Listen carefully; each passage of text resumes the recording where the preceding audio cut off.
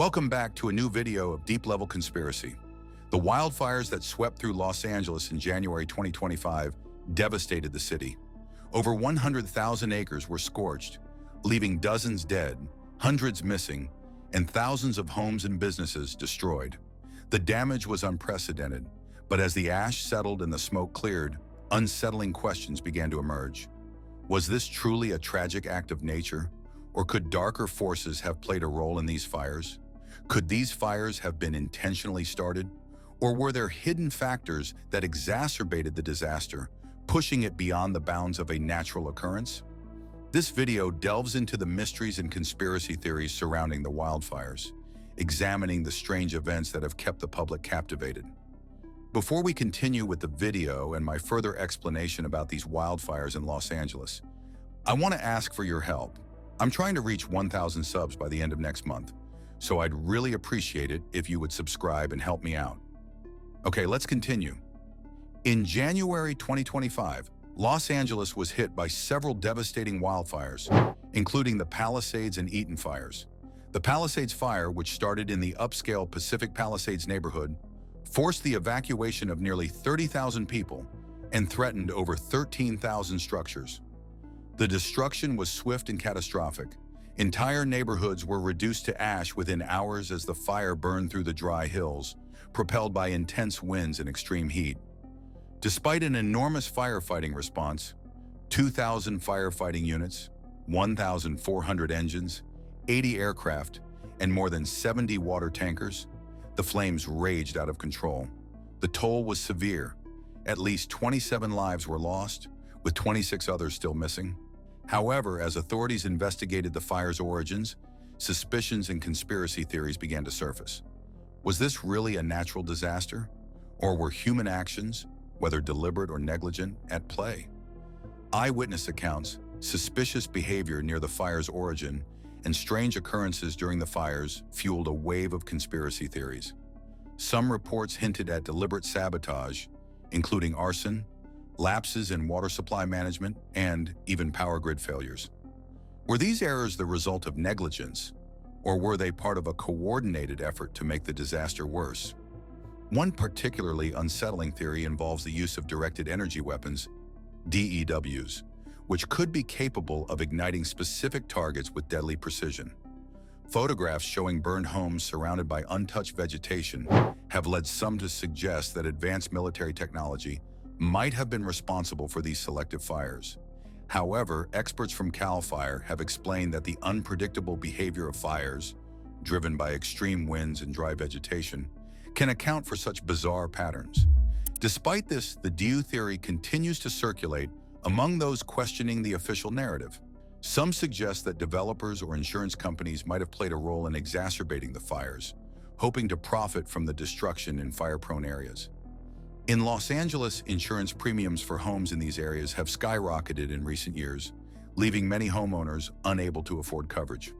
As some families face financial ruin, could the fires be the result of a broader scheme to drive redevelopment in these areas? As the fires burned through Los Angeles, it became painfully clear that the city's infrastructure was woefully unprepared for such a disaster.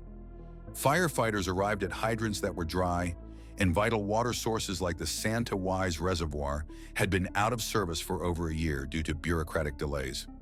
Reports suggest that repairs to the reservoir could have been completed months before the fire, but red tape and funding issues kept the critical resource offline.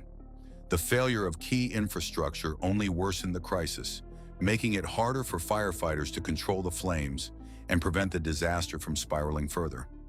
The fact that a vital water source remained inoperable during such a catastrophic event has fueled suspicions that these failures were more than mere oversights.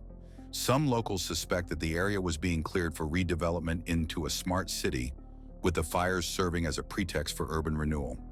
Beyond the water issues, the region's power grid also faced significant failures. Electricity outages hampered firefighting efforts and left communities without basic services in the midst of the crisis. The political fallout from the 2025 fires has been swift and intense. Los Angeles Mayor Karen Bass, who faced criticism for her response to the disaster, has seen her approval ratings plummet. Critics accuse her of poor leadership and inadequate coordination during a time of crisis.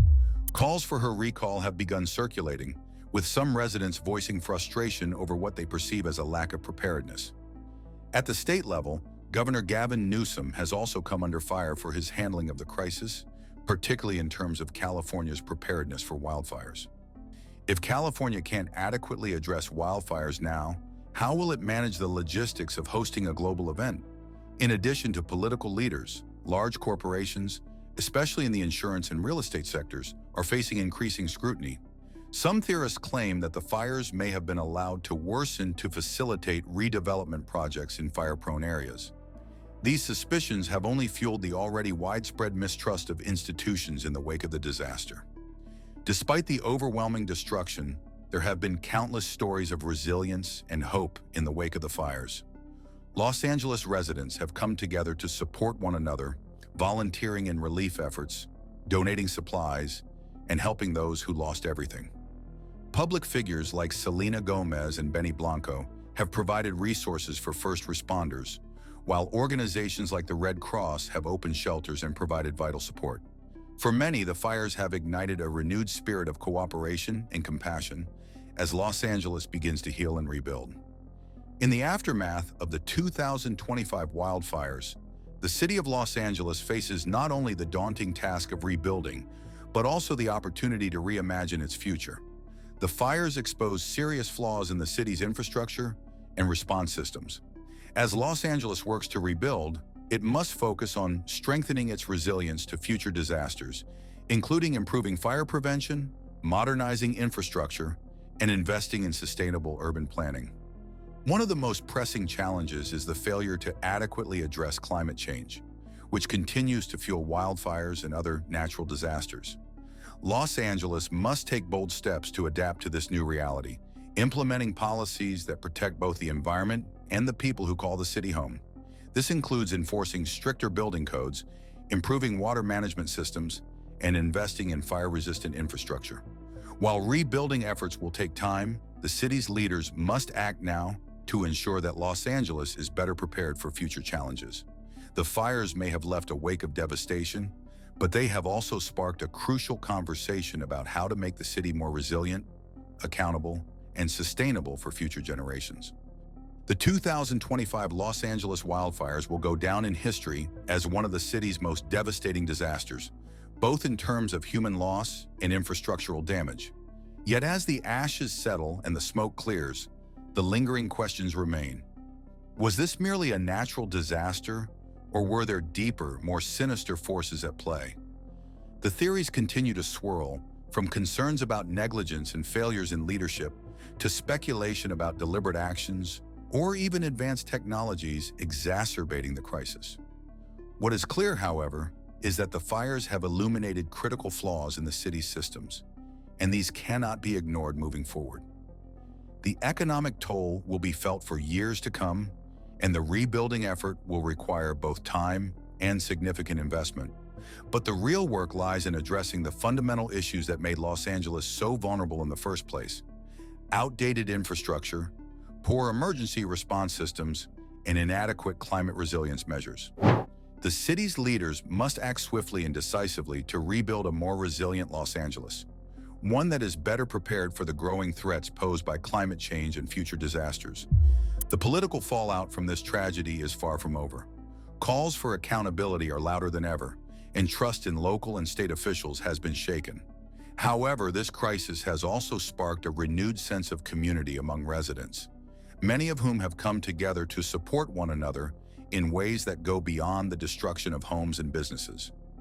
Public figures, local charities, and volunteers have stepped up to help, proving that the strength of the city's people can shine even in the darkest of times. Looking ahead, the city must focus on not only rebuilding, but also reimagining its future.